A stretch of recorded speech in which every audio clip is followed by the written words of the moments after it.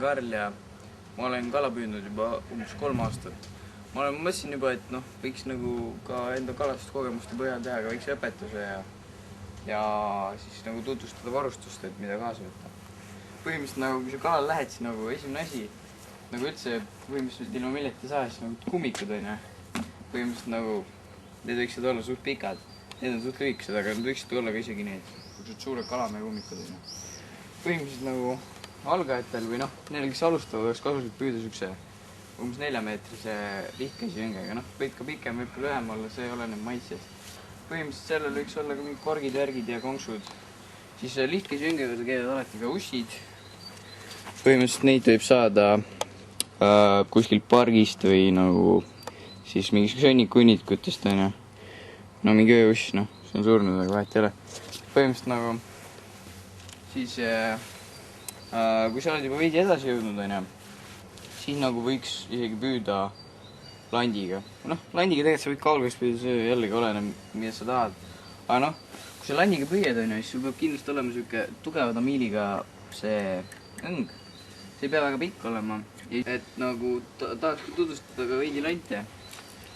Et nagu see on see tavaline mingi murulant, see oleks ka vist mingi rohuga ja siis ta nagu hüppab siin põhimõtteliselt. See on see siuke kuradi kergem lant, millega sa saad. See on nagu ulbib põhimõtteliselt, aga tänu sellele ta tõmbab vee alla. See on ka suht kasulik, aga ma ei tea, ma ei püüa eriti sellega. Ja siis on ka see sirpsaba, et millega sa saad suht hästi püüda. Ma ei tea, väga hea lant on igast. Siis kui sa tahad ka haugi püüda, siis nagu teine vahend, jällegi elussööda õng.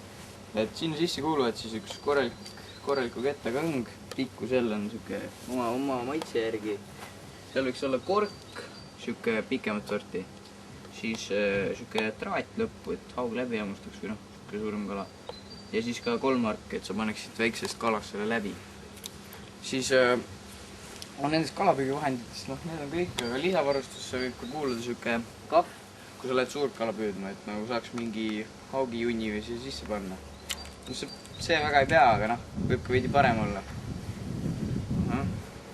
Vot nii, ja põhimõtteliselt need oligi need põhivahendid, et võib ka midagi muud kaasas olla ja selles mõttes läheme nüüd siis kalale või? Tai!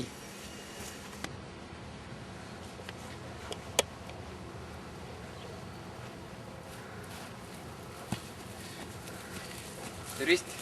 Et nüüd me oleme siis jõudnud kalale, et näitaks teile siis, kuidas siukse väikse nikerdisega püüda.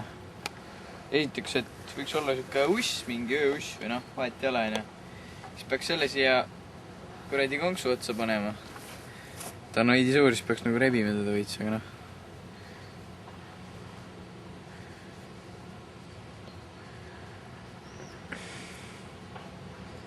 kuradi paks.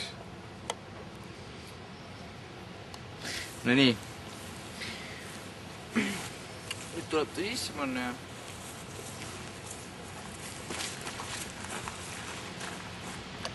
pikka nalja pole. Kork hakkab alla minema, on otsad. Obля! Afunn! See oli ussi ära, vidun.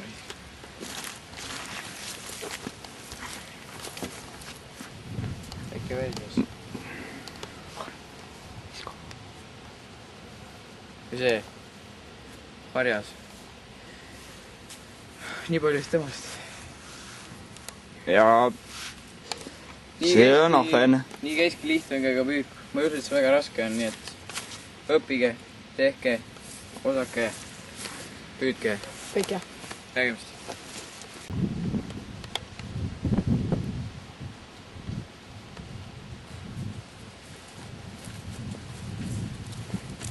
No nii, tere! Ma olen Martin, 15-aastane, olen püüdnud 9 aastat oma elust. Ma näitan täna teile, kuidas püüda elussöödaga. Nagu Karl siin püüdis teil kala ette ahvenaga. Et ahvenaga võib ka püüda elussöödana, et saada haugi. Et püüda elussöödaga peab panema kalal läbi siit selle uime juures seljast läbi, et ta põgenema ei saaks. ja siis, kui on läbi pandud, siis võtate selle õnge, vaatate, et sõlme ei ole siin ühtegi üleval. Vaatate ilusti ära ja vaatate kõrgust. Kõrgus peaks umbes olemagi nii suur, nagu mul praegu siin on. Et siis võtate selle spinningu moodi õnge, kerite ülesse, võtate looga maha ja viskate elussööda sisse. Ja elussööd peaks võtma siis, kui nagu kork all on. Ja paneksegi seisma selle siia, nii kui on kala käes. Ja nii lihtne see on. Panete kuhugi hoidma, et kui kala võtab, siis minema plehku ei pane.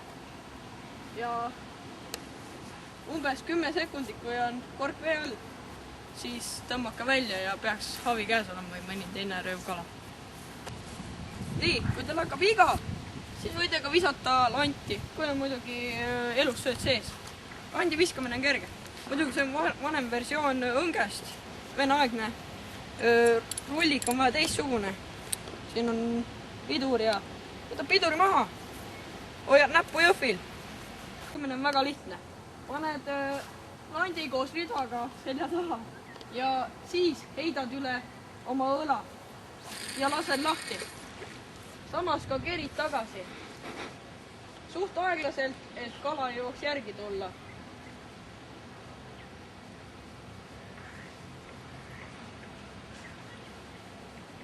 Ja kui ei tunne mingit sikutamist teises pool otsas, siis võid rahulikult välja tõmmata. Ja viskame uuesti. No nii, ja tänaseks kõik. Kui kala ei võta, siis võtab kalamees. võtab kalamees.